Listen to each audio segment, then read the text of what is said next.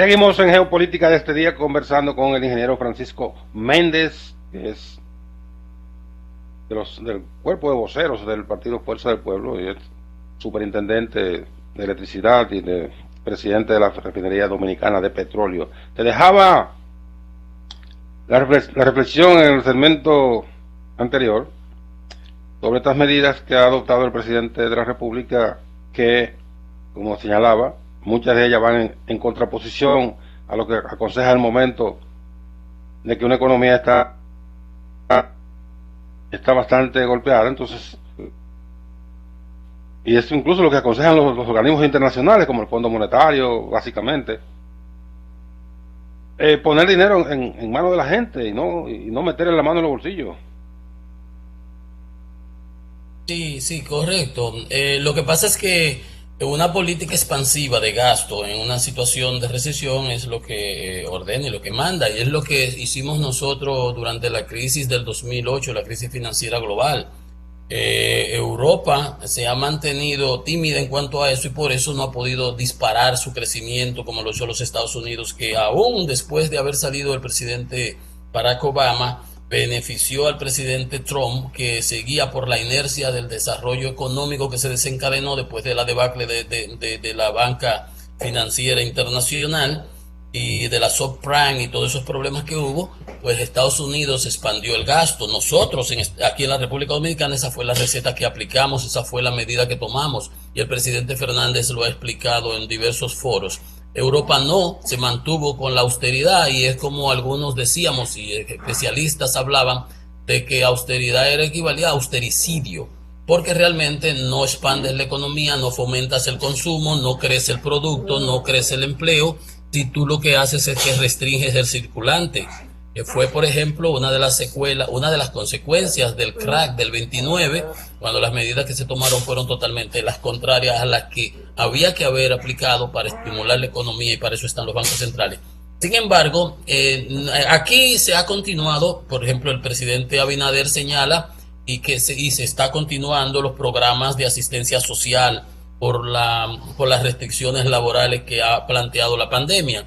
Los programas fase 1, fase 2 seguirán hasta diciembre y el PATI las otras asistencias que se dan. Lo que el presidente ha privilegiado es yo diría que no es una reducción del gasto en sentido estricto, sino mejorar la calidad del gasto. Porque ciertamente él planteó lo de la eliminación de las instituciones que entiende este perrito, las instituciones que entiende que no se manejan adecuadamente en cuanto a los recursos que recibe. Por ejemplo, señaló el FOMPER, pero el FOMPER no puede, como tú sabrás, dejar de existir porque es quien le da seguimiento a las inversiones del Estado en las empresas capitalizadas.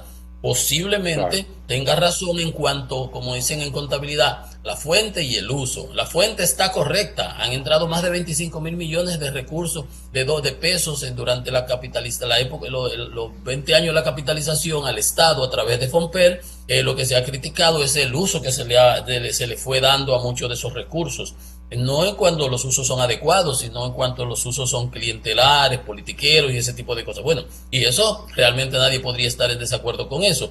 Por eso yo diferencio entre una cosa es el disminuir el gasto y otra cosa es la calidad del gasto. Yo pienso que lo que habría ahí es una especie de reenfoque del gasto.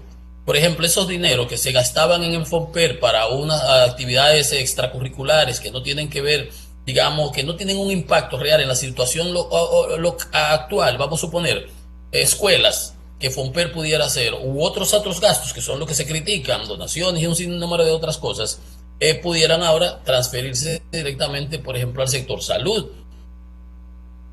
para dotarla de PPA, Personal Protection Equipment, las pruebas, los tests y todo lo que haya que darle al sector salud para que salgamos lo más rápido posible de esta situación, y así como a otro, al sector educación, que aunque recibe el 4% del presupuesto, que es la institución que más recibe, pues no solamente depende del Ministerio de Educación en lograr un éxito en cuanto al programa de este año escolar, porque necesita lo de la conectividad y ahí entran las telecomunicadoras y entra el Indotel, posiblemente si se reforzara con recursos esas partes. Igual la transversalidad que hay con el sector eléctrico, si no hay electricidad no puede haber, por supuesto, ni conectividad, ni va a haber clases, ni emisora, ni quien oiga, porque aquí hay Nada. muchas deficiencias. Entonces te das cuenta que es todo un paquete. Entonces no pienso que el presidente esté desentonando en cuanto a que van a aplicar medidas anticíclicas en las circunstancias que se están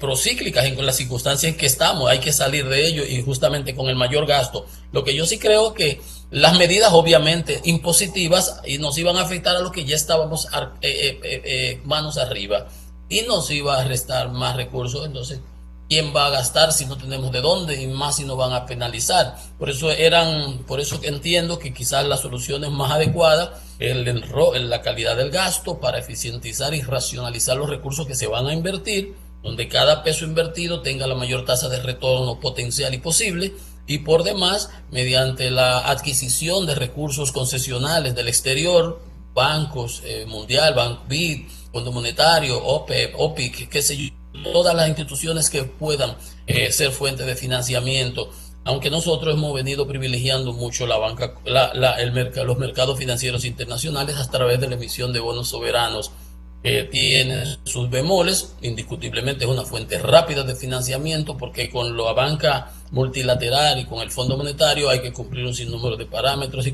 condicionalidades y negociaciones que a veces pues retrasan y estamos realmente en una economía de guerra, en una situación imperiosa y yo comprendo al presidente cuando trató de resolver ese problema y de reenfocarlo y la solución a través de la Barri y a través del adelanto que va a hacer el sector financiero y igualmente pudo haberse manejado porque en el paquete impositivo había una parte muy interesante que era el ponerle un gravamen a los windfall profits o los beneficios extraordinarios que han tenido el sector. Por ejemplo, durante los 4 meses que estuvimos confinados no había talleres de mecánica, no había venta de repuestos, no había ferreterías pequeñas, pero los grandes centros comerciales y los supermercados siempre mantuvieron vendiendo 24/7, no 24/7, porque tenían restricciones de horario, que no debió haber sido, porque entonces generaba aglomeración, pero ellos sí han hecho muchísimo dinero.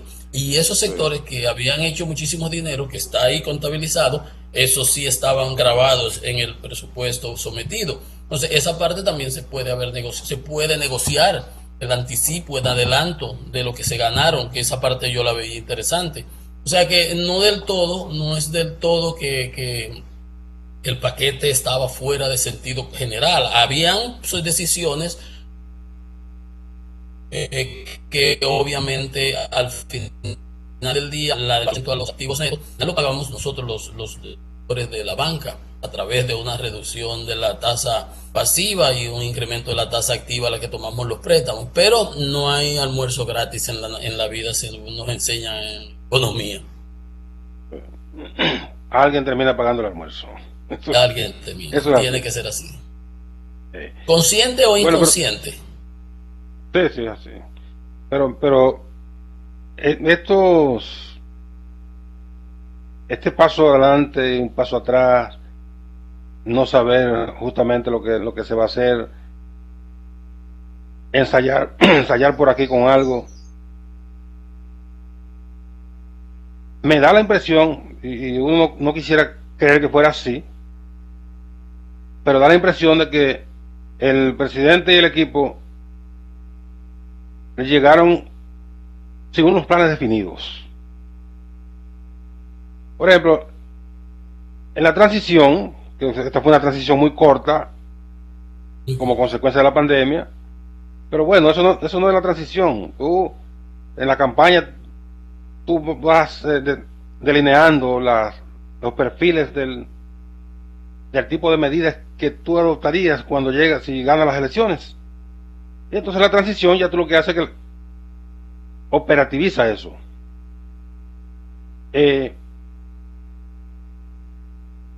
Da la impresión entonces de que no había un plan muy de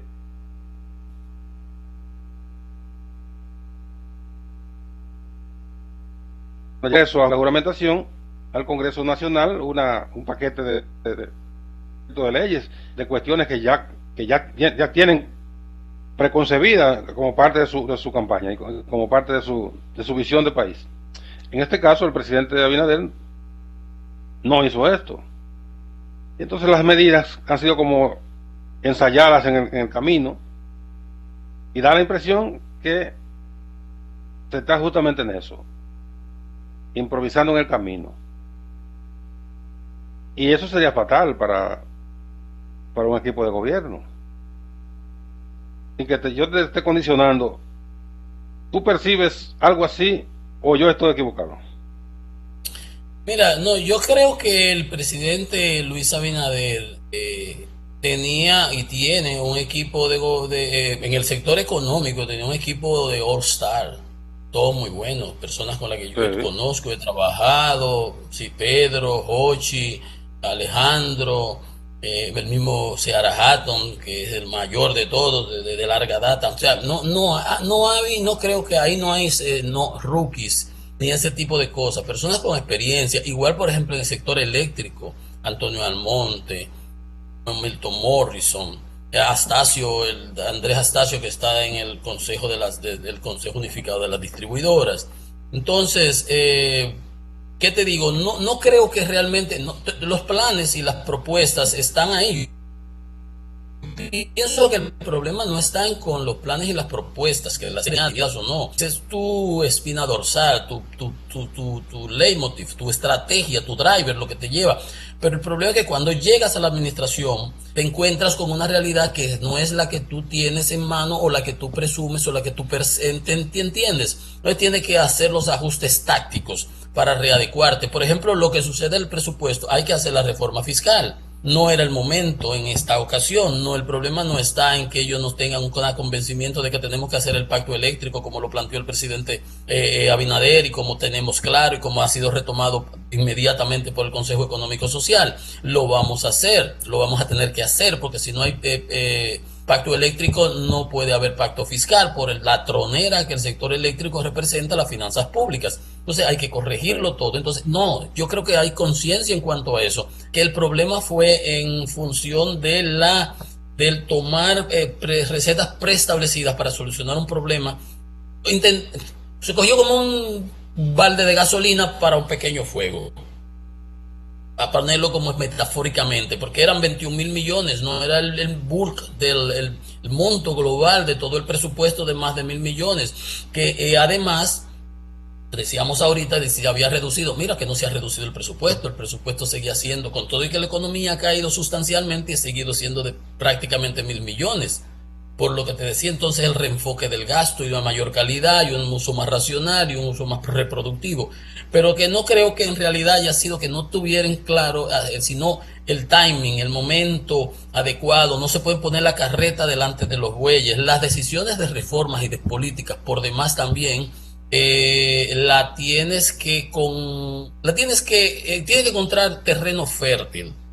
Por general es un terreno árido. Tú tienes que ararlo, echarle agua y eso para que por lo menos, y eso tú lo haces como explicando la realidad de lo que tienes, motivando a la población, concitando, llevándolo aquí, llevándolo aquí. Entonces luego de ese trabajo entonces se procede a presentar el paquete y a la discusión, como en el negocio de los persas, en el mercado de los persas, yo aspiro a 100 y negociando quedamos en 50, porque de eso se trata la negociación y eso se estudia y eso se aprende. Entonces yo no creo que le falte pericia ni que sea un trial and error, que estén probando y tanteando, sino que las circunstancias son diferentes.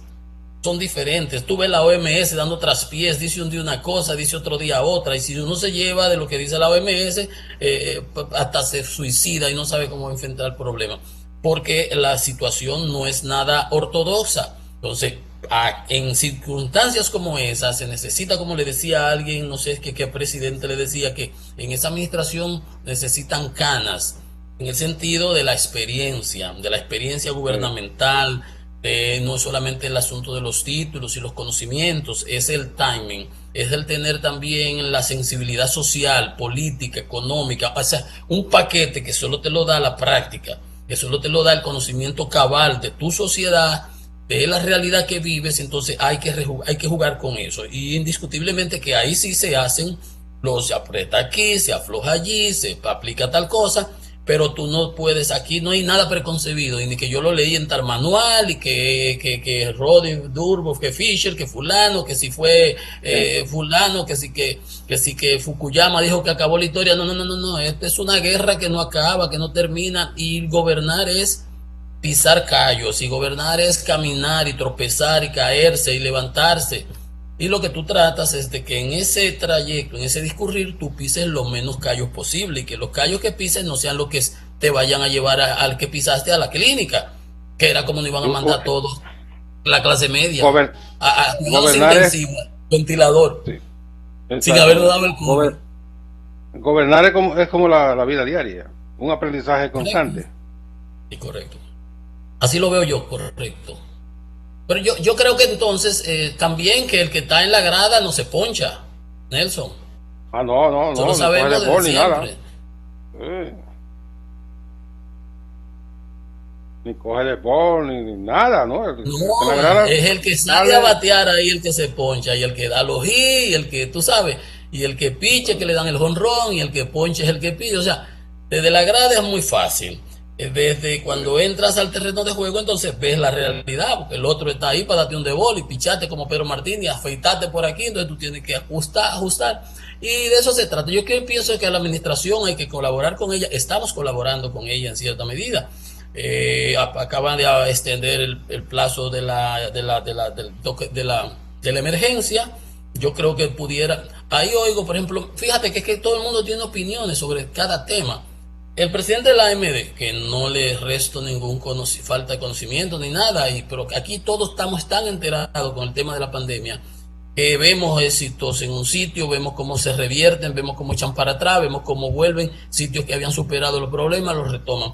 Aquí se han aplicado un par de medidas en esta administración que han sido muy positivas. Por ejemplo, aquello de permitir que los restaurantes operen hasta las 11 de la noche, y tú ves los delivery, motores para arriba, para abajo, para arriba, para abajo. Eso es excelente. Sí. Desde que lo pusieron yo lo aplaudí, porque había una falta de interpretación de la realidad de los que estaban en la anterior administración, que a mí me parece que el daño grande lo hicieron ellos, porque lo que estaban era jugando a la política.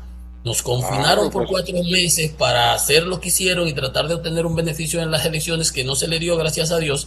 Y entonces, por ejemplo, esa medida de permitir que los deliveries lleven a las casas es excelente. Eso va a facilitar la vida a muchísima gente. Igual la ampliación del horario a las 9 de la noche. A las 7 de la noche está todo cortado. Va a tener que salir corriendo, tapón, el lío. Entonces el señor de la AMD aguarda. Eso no es lo que está contando. En los barrios, en los sitios donde hacen jolgorio, fiesta y todo ese tipo de cosas, es donde se está generando el problema. Tú vas a los restaurantes y tú ves todas las mesas separadas, la gente compartiendo, ahí no se está generando ningún problema. Así que Aldo Ariel, que deje de estar opinando de todo, porque puede opinar de su parte médica, pero aquí ya en esta parte, que tiene que ver con lo de la pandemia y con el trato que se le está dando, yo favorezco que se haya extendido a las 9 de la noche. Es más, el fin de semana, no sé por qué hay que ponerla a las 7 tampoco. ¿Por qué? ¿Qué se gana con esas 2 horas? Hacer que la gente ande corriendo por ahí a la calle matándose. Ese no es porque ese igual. 9 de la noche la semana completa. Diagnosticarlo. Ya, por ejemplo, en Estados Unidos hubo